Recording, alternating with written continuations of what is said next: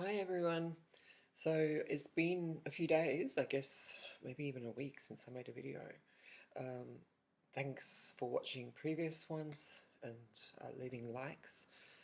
My videos are quite unscripted and, they're not podcasts or I don't have guests. They're very much on the run, on the cuff, or, you know, spontaneous.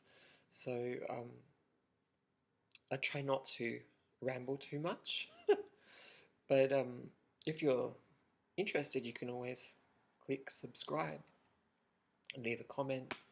Obviously, being um, generous and polite, let's say.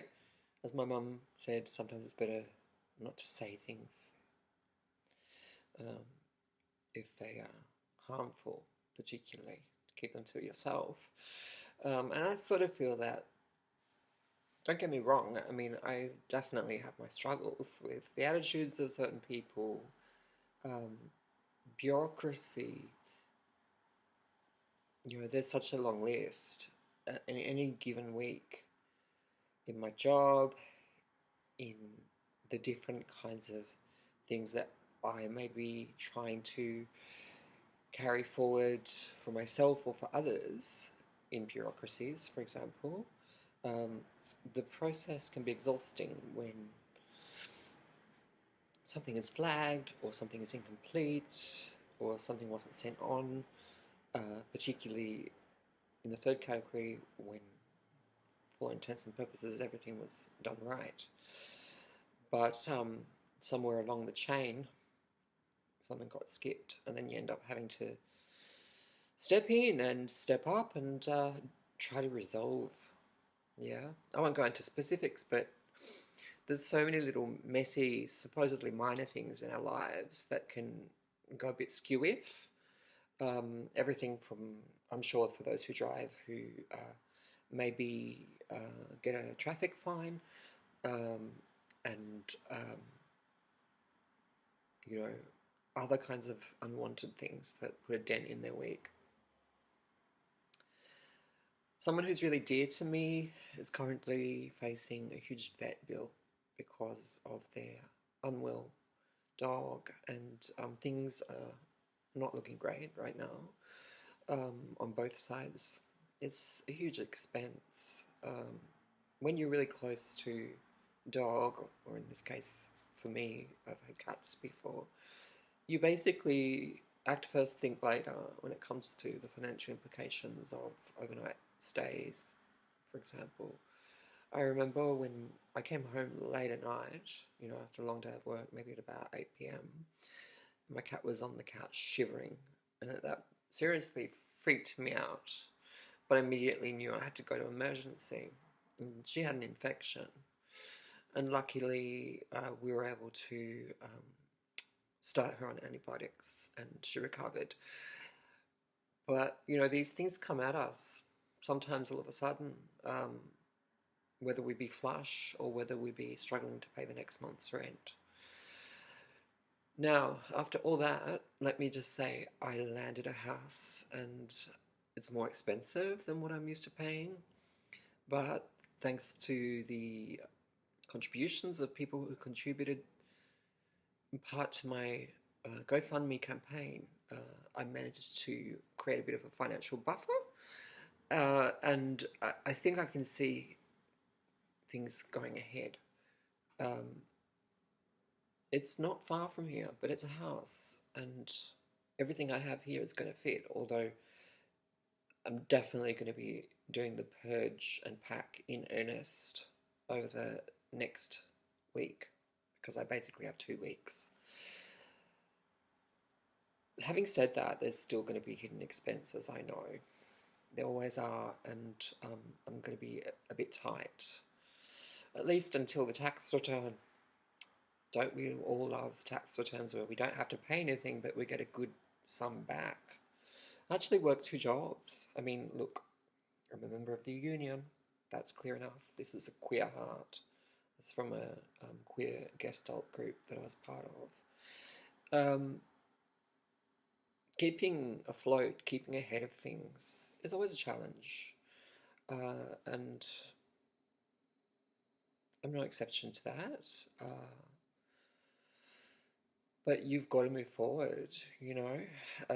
Literally for me, I've got to move. And it's going to be on the 5th of June.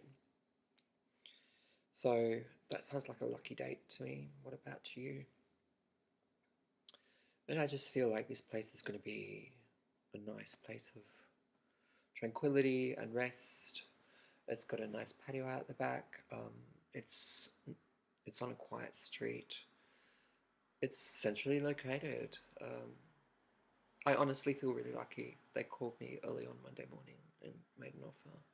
And I'd only seen the place on Saturday morning. So there you go.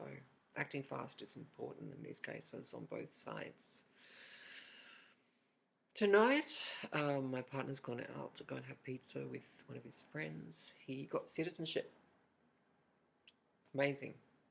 It's such a culmination, and the ceremony itself was just beautiful.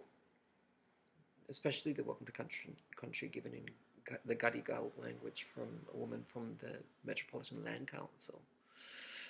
She actually said parts of it in the Gadi language, and I was incredibly moved, and I felt tears coming to my eyes. There were about, I guess, 200 people from 80 different countries, and it went for a couple of hours, and I had to actually reschedule a class to attend, but my students get it. So I teach in this unit called Experiences in Multicultural Australia, and so even relating to them with respect to the form of the ceremony itself was kind of a teaching experience or a learning experience, or also for me. Never been in the town hall in Sydney. So yeah, we're near the end of semester.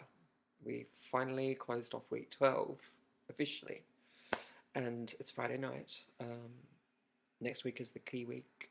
Students are either doing tests in my language units, only one of them I teach into, and also finishing off essays and reports and stuff like that. And so these last few weeks have been tailored to that end, and obviously there's more to come, and hopefully we can also gather to celebrate in our respective last classes across the units that I teach. Southern Social Movements and Theory, Experiences in Multicultural Australia, Level 7 Spanish, and coordinating Level 5.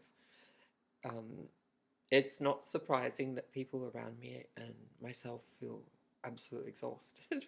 I've been doing so much marking. I've been getting up early to do a big block of marking to shift that pile because there'll be more next week. And since it's such a peak time, I'm also mindful of the fact that I also need to be able to set aside other pockets of time to do the packing here. So yes, been here before, done that before. But in previous periods, that was outside of the semester, so it's sort of an additional challenge, but not impossible. Yeah, so all in all, finishing up at Friday. Had some guests over for lunch today. I worked from home, but had lunch with them, some Mexican friends, and now I'm going to make some food. So my go-to's dal, palak tofu, rice, finishing off some stuff in the fridge, including the bag of spinach that needs attention. It's not past its date, but it's just, you can't leave spinach too long. So I'll hopefully warm up this place because it's really cold in Sydney.